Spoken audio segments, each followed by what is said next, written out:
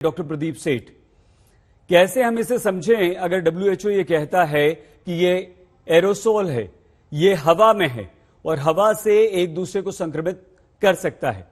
Doctor Pradeep सेठ। हाँ जी, देखिए, सबसे पहले हमको ये बात समझनी चाहिए कि एयरबोर्न ट्रांसमिशन होता कैसे है। जब कोई आदमी बात करता है, खांसता है, छींकता है या खांसता है या नॉर्मल गाता है, चिल्लाता है, तो उसके मुंह से ये रेस्पिरेटरी ट्रैक्ट से कण निकलते हैं। और स्पेशली जो आदमी इन्फेक्टेड हो, स्पेशली वो आदमी जिनको कि अभी एसिम्टोमेटिक है या प्री सिम्टोमेटिक है, जिनको अभी बीमारी मतलब वायरस अंदर चला गया, उनको कोई सिम्टम्स नहीं, लेकिन उनके अंदर वायरस रेप्लिकेट कर रहा है, बढ़ रहा है, ये प्री सिम्टोमेटिक, इनके अंदर इनको कोई ये समझते हैं हमको कोई बीमारी नहीं है, लेकिन दे हैव बीन एक्सपोज, इनके अंदर वायरस फैलता है। और ये सपोजिंग बैठे हैं किसी कमरे में, बात कर रहे हैं 4-5 आदमियों से, जब बात करेंगे तो मुंह से कण निकलेंगे। कुछ कण जैसे आपने अभी थोड़ी देर पहले बताया कि कुछ कण ऐसे बाहरी होते हैं जो कि 2 मीटर तक गिर जाते हैं, which are known as droplets. उसके अलावा कुछ ड्रॉपलेट न्यूक्लियाई होते हैं कि जो तैरते रहते हैं, और कुछ ड्रॉपलेट्स ऐसे होते हैं जो साइज में बड़े होते हैं लेकिन सूखते हैं, इवेपोरेशन होता है उनके अंदर। इवेपोरेशन होकर वो छोटे छोटे कण में बदल जाते हैं। उनका साइज आप समझ लीजिए कि अगर 1 मीटर को हम 10 लाख टुकड़ों में बांटे तो उनका साइज 5 टुकड़ों के बराबर होता है। That is we call it 5 microns. इतने छोटे वो तैरते रहते हैं और 1 घंटे से 3 घंटे उसी एटमॉस्फेयर में तैरेंगे। उसमें अंदर वायरस होता है, जब तक वो पूर्ण तरह सूख ना जाए। जब सूख जाता है तो वायरस मर जाता है।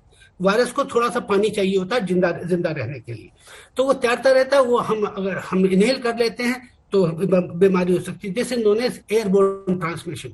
और ये जो एक आदमी सुपर स्प्रेडर हो जाता है, आप समझ गए ना। एक कमरे में अगर कोई आदमी बैठा है, जो एक कमरे में कोई आदमी बैठा है, अगर वो इन्फेक्ट कर सकता है, कम से 2.5 से 3 आदमियों तक कर सकता है और ज्यादा को भी कर सकता है। इसके अंदर ये फैक्टर कहलाता है R0 या R0 फैक्टर, जिसको लोग आजकल काफी बात कर रहे हैं, अखबारों में निकलता है, R फैक्टर कहते हैं। सर ये वाकई बहुत ज्यादा हमें डरा रही है बात जो आप बता रहे हैं, और यही समझने की बात भी है। डॉक्टर दीपक आचार्य, डॉक्टर साहब, जैसा कि डॉक्टर सेठ ने अभी बताया, मान लीजिए हम बात कर रहे हैं, हम गा नहीं रहे, चिल्ला नहीं रहे, छींक नहीं रहे, खांस नहीं रहे, हम सिर्फ बात कर रहे हैं, और हमारे स्टूडियो में अभी हमारे साथ कैमरामैन हैं और दूसरे लोग हैं, तो क्या अगर हम पॉजिटिव हैं तो हम उन्हें इन्फेक्ट कर सकते हैं? बात करने से भी ये ड्रॉपलेट जो है वो निकल सकता है और वो एयर में रह सकता है सर? या इसी तरह घर की सिचुएशन ले लीजिए, घर में बैठकर ड्राइंग रूम में हम बात कर रहे हैं, या बाहर मार्केट में किसी से बात कर रहे हैं, सब्जी खरीद रहे हैं, किसी शॉप पर कुछ शॉपिंग कर रहे हैं।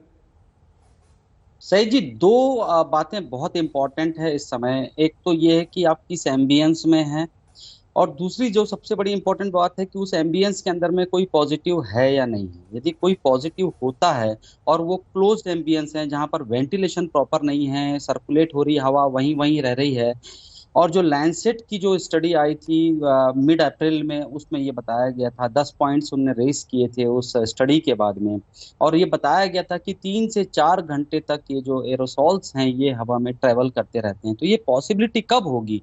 जब आपका क्लोज चैम्बर होगा, वेंटिलेशन प्रॉपर नहीं होगा, उस सूरत में ज्यादा थ्रेट होगी। और कोई पॉजिटिव है, वो बोलता है, छींकता है, खांसता है, तो जो ड्रॉपलेट्स हैं, जो हैवी ड्रॉपलेट्स हैं, वो ग्रेविटी की वजह से सरफेस पर आ जाएंगे।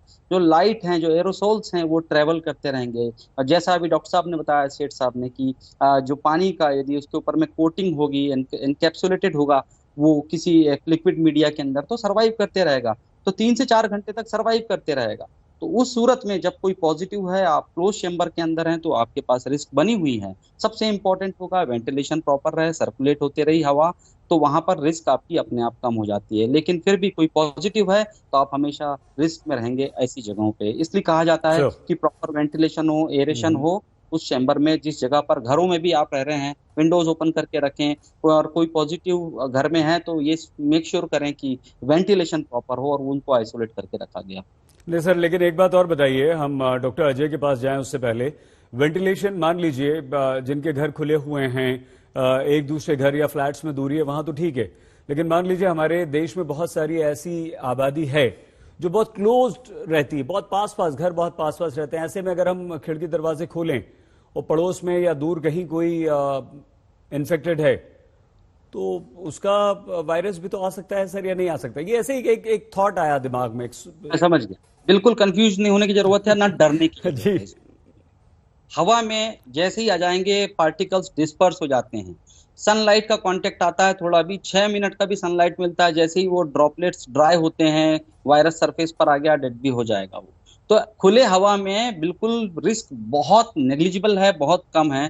तो इस बात को लेके फिक्रमंद ना रहें कि हम खिड़की खोल दिए, पड़ोस की हवा या बाजू वाले के घर की हवा हमारे घर में आ जाएगी, हम इन्फेक्टेड हो जाएंगे। बिल्कुल डरने की जरूरत नहीं है। और रही बात एयरबोर्न वाली इशू को लेकर, साल भर से वैज्ञानिक लोगों का एक बहुत बड़ा तबका इस बात को लेकर प्रेशर देते रहा है डब्ल्यूएचओ को, सीडीसी को, कि ये गाइडलाइंस में डालिए डालिए। अब जाकर इसके लिए बहुत सारी थू भी हुई थी डब्ल्यूएचओ की जी जी कि बिल्कुल। इन्होंने बहुत पहले तक इसको मॉडिफाई नहीं किया। अब चूंकि ये चीजें इन लोग ने नॉर्म्स में लाई है, तो जो जो अभी तक सोशल डिस्टेंसिंग की बात होती थी, वो अब फिजिकल डिस्टेंसिंग पर आ गई है कि अब हमें एक दूसरे से दूर रहना पड़ेगा, एक दूसरे से दूरी बना के रखनी पड़ेगी।